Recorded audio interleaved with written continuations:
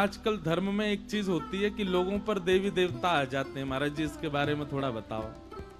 और आपका तर्क एक बहुत अच्छा है। आप ये कह रहे हैं कि महाराज जी जो हिमालय पर हजार हजार वर्ष तपस्या करते हैं, अब हजार वर्ष तो सतयुग त्रेता द्वापर में होती थी, पर कलयुग में भी कई लोग ऐसे हैं जो हिमालय में रहते हैं, इतना तप करते हैं, भोजन छोड़ देते हैं, व्रत नियम का पालन करते, उन पे तो देवता आते नहीं। और ग्रह गृहस्थियों में उल्टा सीधा खाने पीने वाले, सब प्रकार के व्यंजनों में रहने वाले, सब प्रकार की स्थितियों में आने जाने वाले, संसार के भोग विलासों में रहने वाले, उन पे बहुत जल्दी भगवान आ जाते हैं। और ये नवरात्रि के समय तो अच्छा, सबसे पहले नवरात्रि की बहुत बहुत शुभकामनाएं। आप समस्त वैष्णव जनों को मंगल पावन 9 दिवस के ये मंगल नवरात्रि का दिवस है, उसकी बहुत बहुत मंगल कामना। और नवरात्रि में तो होता है जागरण आदि होते हैं, जगराता होते हैं, तो महाराज किसी में देवी आ गए, किसी में गण आ गए। हम तो इस बात को कहते हैं, लोग हमारे पीछे पड़ जाते हैं, फिर हमारा विरोध करते हैं कि महाराज जी ऐसा बोल रहे हैं व्यास मंच से। देवी देवताओं को हम ही मिले आने के लिए। और दूसरी बात, भगवान केवल आपके और मेरे नहीं है। ये 8 खरब तो केवल 8 अरब तो केवल मानवों की जनसंख्या है। जलचर जीव कितने हैं, आकाश में उड़ने वाले पक्षी कितने हैं, वन में कितने पशु हैं, ठाकुर जी सबके हैं। और इतने खरबों अरबों जनमानस में, और ये भी एकाध जनमानस नहीं है। भगवान के एक रोए कूप में हमारी पृथ्वी जैसे करोड़ों पृथ्वियां हैं, हमको पता ही नहीं है उनके बारे में। और ठाकुर जी सबके हैं, उसमें भी मुझ पे भगवान आ गए, मुझ पे देवी देवता आ गए। मैं इतना पवित्र हूं। दत्तात्रेय ने 24 गुरु बनाए। भगवान श्री दत्तात्रेय जी का चरित्र आता है भागवत में। हमने 1 महीना की कथा की थी, कहां? नासिक में। और जब नासिक में 1 महीना की कथा हुई, बहुत ध्यान पूर्वक और सब लोग बिल्कुल सावधानी से कथा में बैठे, तो नासिक में जब 1 महीना की कथा हुई, तो उस 1 महीना की कथा में हमने हर दिन दत्तात्रेय जी के एक गुरु के विषय में कुछ कहा। दत्तात्रेय जी के एक गुरु हैं भृंगी कीट। भृंगी कीट एक कीड़ा होता है, और वो कीड़ा क्या करता है, वो दूसरे छोटे छोटे कीड़ों को पकड़ के ले जाता है और अपने बिल में उनको रख देता है। और फिर भृंगी कीट कीड़ा उन छोटे कीड़ाओं को इतना डराता है, इतना डराता है, इतना डराता है कि 24 घंटा उसको देखते देखते देखते देखते वो छोटे छोटे कीड़े भृंगी कीट ही बन जाते हैं। उसका दर्शन करते करते वो भृंगी कीट बन जाते हैं।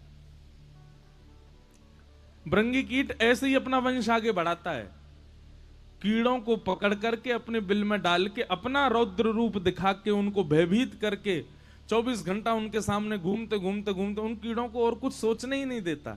सोचते सोचते सोचते वो कीड़े भी भृंगी कीट बन जाते हैं। उनको लगता है कि हम भी इसी की तरह हैं।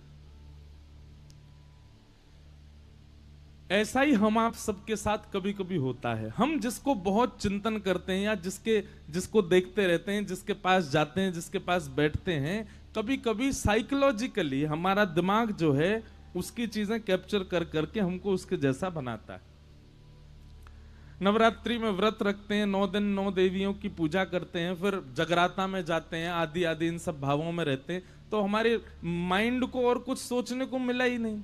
उसी चीज में रहते रहते रहते रहते रहते रहते फिर ऐसा भाव प्रकट कर देता है कि मुझ में ही देवी आ गई हैं, मुझ में ही देवता आ गए हैं।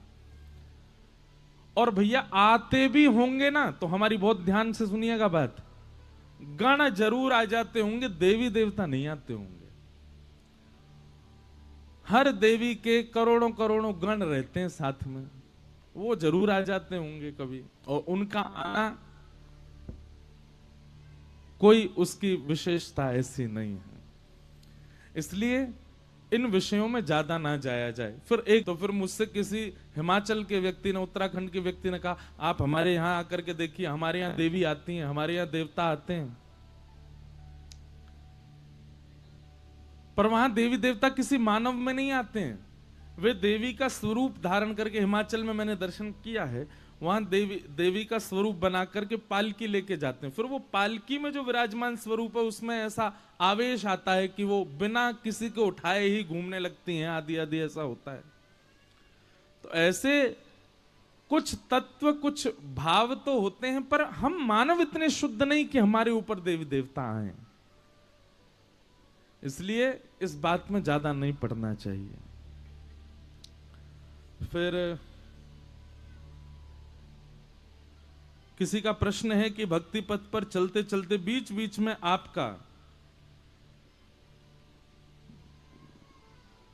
रुचि या मोह कम हो रहा है विश्व के प्रति, अब पता नहीं यही लिखा है शायद, सांसारिक जगह में ध्यान भंग हो रहा है, तो उसको कैसे एकाग्रित करें। मतलब अब इनका प्रश्न यह है कि भक्ति पथ पर चलते चलते संसार से अगर ध्यान भंग हो रहा है तो क्या करें। तो भाई संसार से तो ध्यान भंग होगा ही, संसार तो छूटेगा ही। अब आप चाहते हैं कि संसार भी रहे और भक्ति भी रहे, तो एक म्यान में दो तलवार कैसे रहेंगी, एक ही के रह पाओगे। और दोनों पे रह लेते हैं ना, कई लोग बड़े वर्सटाइल होते हैं, वो संसारी भावों में भी रह लेते हैं और भक्ति भाव में भी रह लेते हैं, गिरेंगे एक दिन। दो घोड़े पे पैर धर के दौड़ोगे तो एक दिन गिर जाओगे, इसलिए एक ही के रहो। हाँ, ये जरूर कर सकते हो कि आप मानसिक भाव से आध्यात्मिक रहो और बाह्य भाव से संसारी रहो। एक नाटक आडंबर जैसा कर दो संसारी होने का, वो तो संभव है।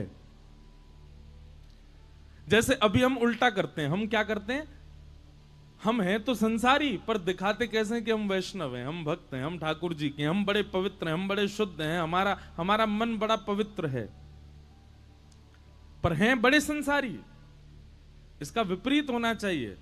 वास्तविकता में कैसे रहो, बोले परम वैष्णव रहो, पर दिखाओ कैसा कि आप तो महासंसारी हो, दिखाओ संसारी, रहो वैष्णव।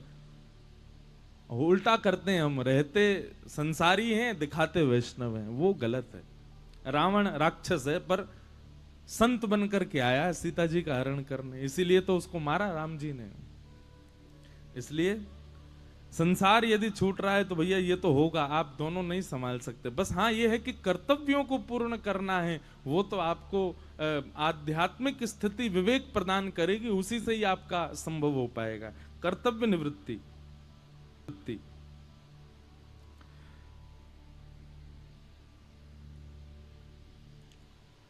अगर हम बिना दीक्षा लिए वैष्णव तिलक उर्धपुंड लगाते हैं तो क्या लाल जी के प्रति आडंबर? नहीं, ऐसी कोई बात नहीं है, हम इसका उत्तर दे चुके हैं। आप एक स्वरूप तिलक धारण कर सकते हो, दीक्षा के बाद गुरु प्रदत्त जो तिलक स्वरूप है वो धारण करो। फिर आपका अगला भाव क्या है, जब परिवार के सदस्य हमसे पूछते हैं कि तुम लोग ये तिलक या तुलसी माला क्यों धारण करते हो और किस लिए धारण करते हो, तब हम उनसे कहते हैं कि हम तुलसी माला और तिलक लाल जी को प्रसन्न करने के लिए धारण करते हैं। तो वह हमसे कहते हैं कि ये तो आडंबर है। बोलने दो। देखो एक मेरी बात सुनना एक व्यसनी व्यक्ति को देखो, व्यसनी व्यक्ति धुआं उड़ाता है, मदिरा पान करता है, दुनिया भर के उल्टी सीधे काम करता है, मुर्गा खा जाता है, जाने क्या क्या करता है। लोग उसको समझाते हैं कि नहीं, ए भाई ये गलत है, ये मत किया करो, ये मत किया, इससे ये होता है, इससे ये होता है, इससे ये होता है, ऐसा ऐसा सब समझाते हैं। क्या करता है, एक कान से सुनता है दूसरे से निकालता, व्यसन कभी नहीं छोड़ता। ऐसे ही भक्त को होना चाहिए। आपकी वैष्णव भक्ति पर कोई प्रश्न चिन्ह उठाए तो एक कान से चुनो, दूसरे से निकालो। ठीक है भैया नहीं करेंगे, लेकिन करो, उससे इतने चिंतित क्यों होते हो। देखो ये बात हम नहीं कह रहे हैं, स्वयं ध्रुव जी महाराज भागवत जी में कहते हैं कि भक्ति कैसी करो, बोले एक व्यसनी